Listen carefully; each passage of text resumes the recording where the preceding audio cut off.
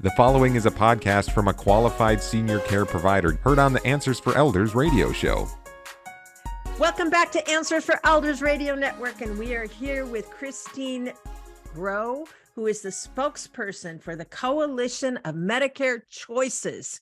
And we've been talking about Medicare Advantage this hour, how it's structured, what your organization does, how you keep people accountable, and you're kind of the person that keeps things, the organization that keeps things on the up and up, and certainly a little bit of working with bipartisan, initiatives. And you're based in Washington, D.C. Is that correct, Kristine?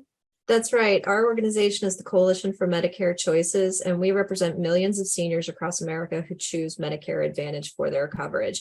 We are based in DC. We are active in all states across the country. We reach out to our lawmakers at their state offices and at their Hill offices, as well as the White House, to let them know how important Medicare Advantage is and how the program needs to be protected for the future years. Absolutely. So tell us a little bit about oversight. You're in the heartbeat of Congress, a very divided Congress. What goes on in this world of Medicare at Congress? Well, the good news is, from our perspective, is that Medicare Advantage has long enjoyed strong bipartisan support. And it's one of those rare areas where we have had strong bipartisan support, and that has continued. Even this year, there were more than 60 senators who signed on to a letter to the administration about the importance of protecting Medicare Advantage. So that is important. We do have some concerns right now that as the administration is thinking about investments into the program for 2024, they've just made some proposals that would cut billions of dollars out of the program.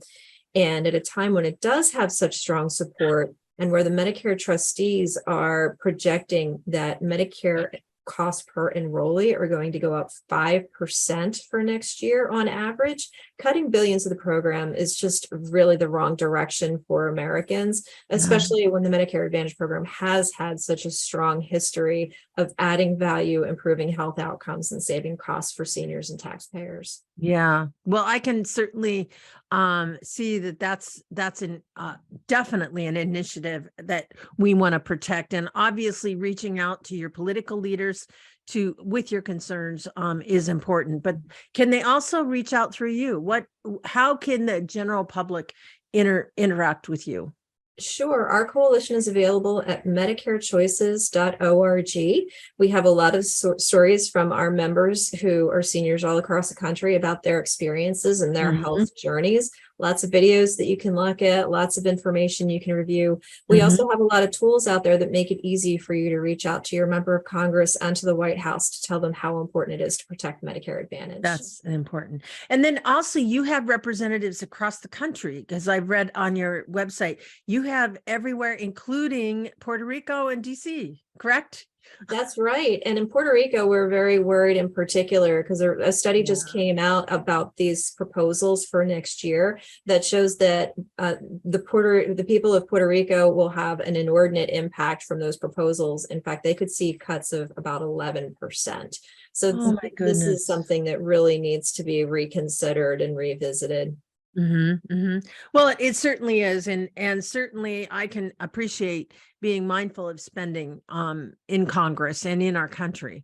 On the other hand, what would happen if those cuts happen? It would be a devastation to many areas. I mean, I can imagine with so many people just going to a doctor, they're not going to go to a doctor. They're not going to seek out healthcare, things like that, because they can't afford that, to pay it out of pocket. And that's the challenge that we have. That's right. And it would impact those who are sickest and lowest income the most. So it's really important for people to reach out to the White House to let them know their concerns. Absolutely. Absolutely. Well, Kristine, obviously, we're going to go into our next segment talking about cuts on the horizons, things like that. But what we'd love to do is talk a little bit to our listeners about things that they could do. And you have you on your website, it's, again, what is it? It's Coalition. It's medicarechoices.org.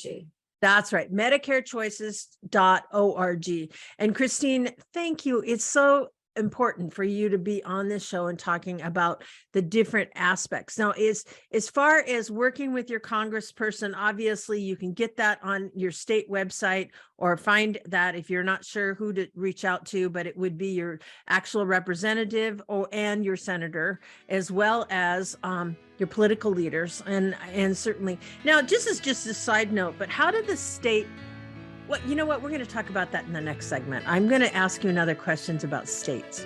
Be right back.